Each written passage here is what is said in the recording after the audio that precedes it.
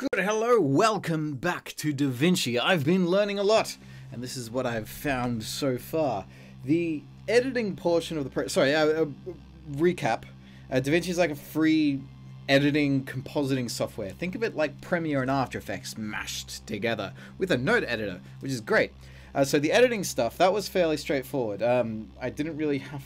There's like no learning curve there. If you're thinking about starting a new editing program, if you've used Premiere before, this is great. I've gone ahead and mapped some shortcuts now, which is nice, because my editing method, I know a traditional method you're sort of meant to double click on a piece of media and trim it down to the thing you want up here and then pull down a selection of it. But when editing things like tutorials and just internet junk, you don't need to be very specific. You're not doing lots and lots of takes of things. It's just one long clip and then carving parts out of it. So time adds up very quickly with selecting the cutter tool, chopping two parts like that, going back to the selection tool, selecting the piece, deleting it, selecting the gap, deleting that to pull it backwards. There's probably a faster, more official way that I simply haven't discovered yet, but I've finally gotten macros working. I've never really used macros before. It's great. So I've got some buttons hardwired straight into the mouse now, where one, just on the selection tool, if I hover over anywhere, it'll just be like slice and slice, and then the second button will just delete that bit and pull it in. This is amazing. It saves probably 5 to 10 seconds every time. So you've seen how I just do buttloads of small videos now, so this is gonna be, oh boy, I'm very excited to be trying out that. Now, even deeper, this is the interesting stuff that I wanted to talk to you about. This is Fusion. This is the node editor for doing all the After Effects style compositing. This is something I was really excited to get into because I really like nodes. Amongst several groups of friends in real life, I've sort of just become known as that node guy. Yeah, I like non-linear editing. And trying to get to grips with a new type of node editor has been such a surreal experience, because it's not the same as the one I'm used to, and change is scary. I finally can properly relate to how all the Flash people are when they first migrate to Toon Boom, because it's two programs that they look so similar. And everything feels like it should move in a similar way, and when it doesn't, when something's just a little bit different, it's so jarring and so off-putting, and it freaks you out in such a way that you just want to throw in the towel.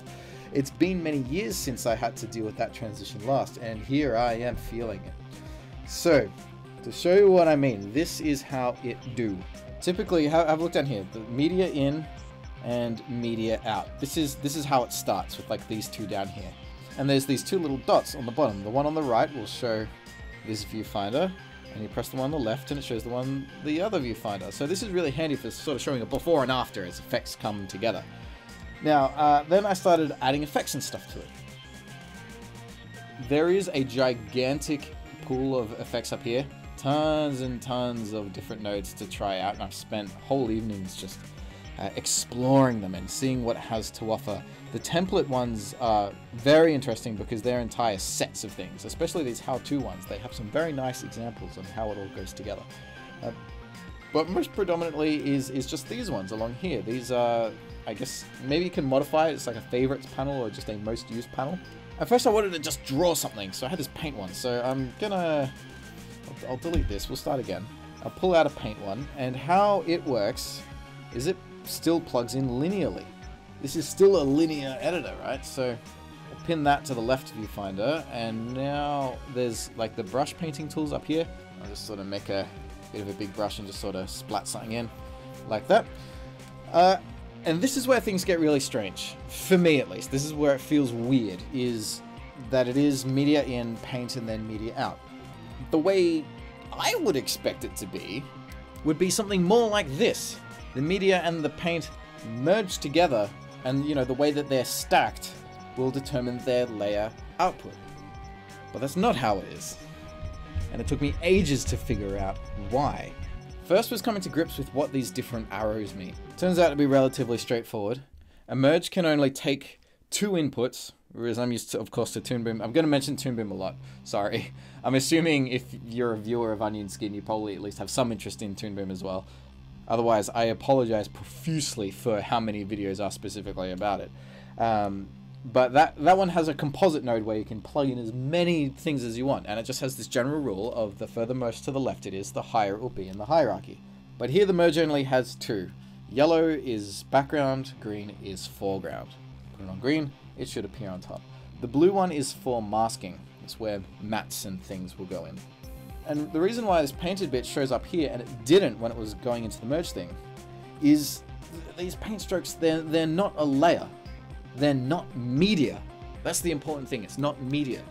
It is, to all intents and purposes, an effect. It's like a blur or a glow. It needs to be attached to footage of some kind in order for it to be visible. In the same way that in Toon Boom you can't have a glow or a transparency at the very, very top with no drawing going into it. That doesn't make sense. So that started to make sense, but then came wanting to apply effects to some parts but not others. That's the whole point of a node editor, in my opinion. So if I were to take a blur and pop that into the last one here and blur it out. So again, before and after, that's what I would expect it to do if it's at the back of the chain like that. So if I want it to affect the media but not the paints, fair enough, put it in at the front. And it works. That's exactly what I want. But now I run into the dilemma of how on earth do I set this thing up so that it would affect the painted layer but not the media. And now it's getting even more strange. It's turning red and I just don't know why. Is it this switch? And then I found, finally, this is where the merge does indeed come into it. So now back to this setup, where it has the paint, that gets blurred, it gets merged in with media 1 and then comes out. But of course, we can't see it. Even when it's isolated out in the left view, there is nothing there, because it still has to be attached to media of some kind. This finally is when I discovered the background. So the background attaches to it, and there we go. The closest equivalent to what this is that I can think of is like a null object in After Effects. It is just something to pin that painted object to so it can carry it forth to the end. Of course, the problem now is it's got this big black square in the background, so we can't see the footage underneath. But fortunately, not only can it be changed color, but it has an alpha slider. So I turn that all the way down to 0, and thank goodness it does become fully transparent, and the painted object can sit on top. So I'd finally figured out basic layering. But is the background really like a null object? Or would it be more like these rectangle shaped masking things? Well, come back for the next DaVinci animation adventure, because I'm going to try and figure out how the heck masking works in this program. I'll see you then.